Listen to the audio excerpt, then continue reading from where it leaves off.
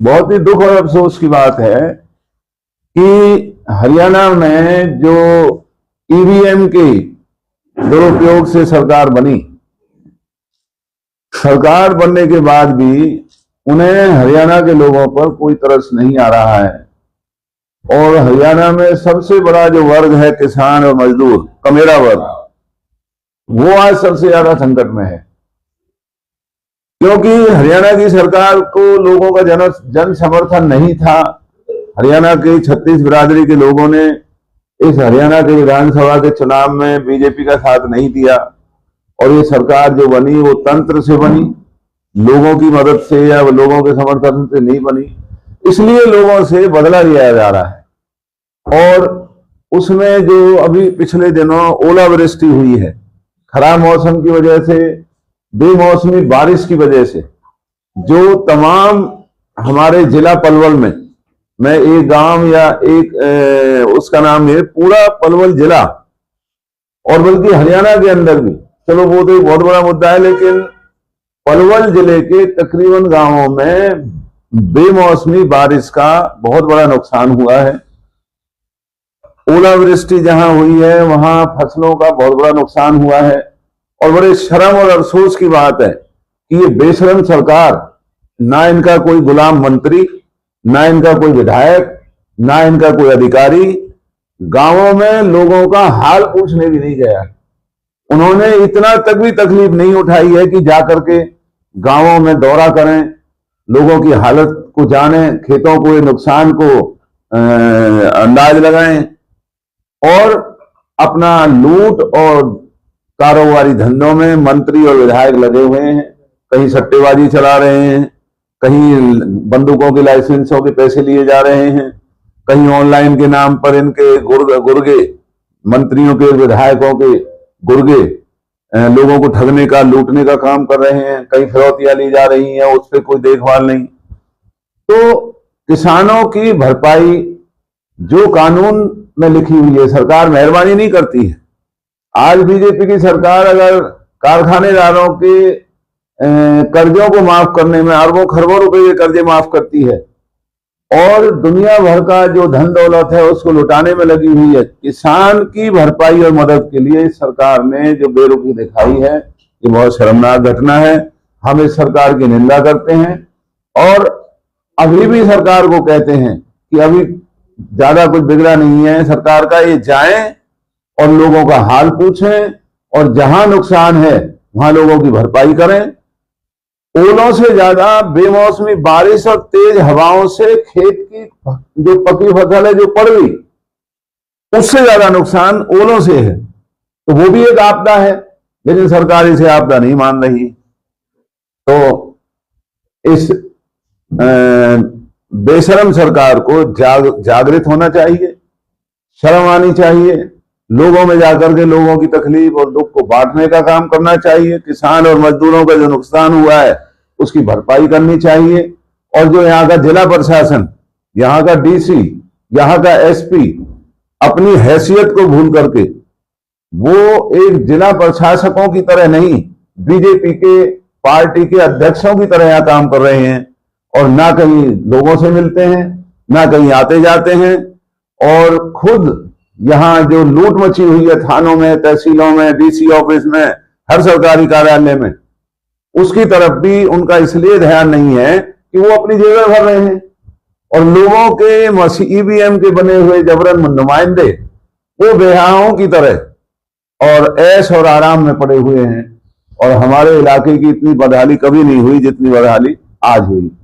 दूसरा मेरा निवेदन है कि ये पेलक का जो उतार चढ़ाव ये हमने बड़े संघर्ष के साथ मंजूर कराया था, और हमने इसलिए ये मंजूर कराया था कि पलवल शहर में आने वाले वाहनों को यहां अंदर ना आकर के वो बाहर से निकल जाए, ना हमारा शहर का जो संतुलन है वो खराब ना हो। और आज बड़े दुख की बात है कि पहले तो वो उतार चढ़ाव ही बहुत बेहूदगी से बनाया है, वहां एक्सीडेंट का इतना बड़ा खतरा बना दिया है कि हर रोज अब वहां छोटी रूप में बनाने से एक्सीडेंटों का खतरा बढ़ा हुआ है। और दूसरा जो टोल वहां पर लगाया गया है वो बहुत ज्यादा दर उसकी बढ़ाई गई है, लगाई गई है, जबकि हमारा फैसला ये था, जब ये मंजूर हमने गडकरी से कराया, तो हमारा ये फैसला था कि जो लोकल हमारी गाड़ियां हैं, कार, उनके ऊपर कोई टोल नहीं लगेगा। जो कॉमर्शियल वाहन हैं उनकी हमारी कोई बात नहीं थी, लेकिन लोकल कार, कोई ब्याह शादी वाले हैं या अपने गांवों को जाने वाले हैं, या जो वकील हैं या मुवक्किल हैं या कार फैक्ट्रियों में जाने वाले लोग हैं, या रोजमर्रा के जाने आने वाले स्थानीय लोगों पर कोई टोल नहीं लगने की बात हुई थी।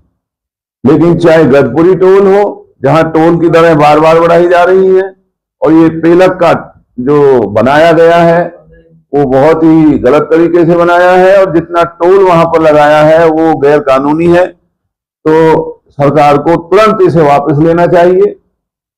लोगों के लिए जो इतना बड़ा ये काम हमने करवाया था, वो इसलिए नहीं करवाया था कि लोगों की यहाँ पर लुटवाई हो। ये हमने इसलिए मंजूर करवाया था कि यहाँ हमारे इलाके के लोग, जमीनें हमारी गई, हमें मुआवजा भी पूरा नहीं मिला, और इस केजीपी के साथ जो किसानों को रॉयल्टी केएमपी पर मिलती है, इस केजीपी के किसानों को तो रॉयल्टी भी नहीं मिल रही है, उनको तो डबल नुकसान है। और दूसरा, इतना टोल लेना, ये बहुत ही ज्यादा ज्यादती की बात है। सरकार को तुरंत तौर पर इसे वापस लेना चाहिए।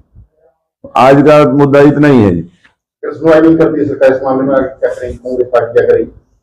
अगर आपकी प्रेस वार्ता कोई असर नहीं होता, क्या करेंगे? इसका हमारा फैसला ये है पार्टी का कि 6 महीने का हमने सरकार को समय देने का ये फैसला किया है। 6 महीने हम चिट्ठियां लिख रहे हैं, प्रेस के माध्यम से मुद्दे उठा रहे हैं। 6 महीने के बाद जो इनकी लूट और जो ये ईवीएम मंत्रियों की, ईवीएम विधायकों की जो कारगुजारी है, 6 महीने के बाद हमारी पार्टी हर चीज का संज्ञान लेगी। धरना प्रदर्शन जहां कहीं भी जरूरत है वो हम करेंगे।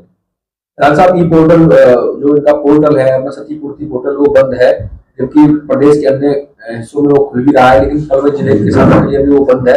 लेकिन 10 मार्च बता रहे हैं, 10 मार्च तारीख का आखिरी आवेदन करने की। अब 8 हो चुकी है, अभी तक वो बंद पड़ा है। तो किसान आवेदन करने कहाँ करेंगे? 75% ऐसे किसान है जो क्षतिपूर्ति पोर्टल पे ही एप्लीकेबल करने के लिए, तो उन्होंने फसल बीमा नहीं लिया होगा। जैसा मैंने आपसे कहा कि पूरे जिले को इन्होंने नजरअंदाज किया है, और पोर्टल भी इस सरकार का एक बहाना है।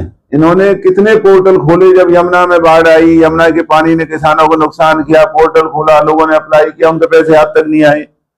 अभी भी बहुत दुख की बात है कि इन्होंने पोर्टल ही नहीं खोले हैं। और पोर्टल क्या चीज होता है? जब यहां प्रशासन है, शासन है, तो नुमाइंदों को, अधिकारियों को साथ लेके जाना चाहिए, गांवों का दौरा करें।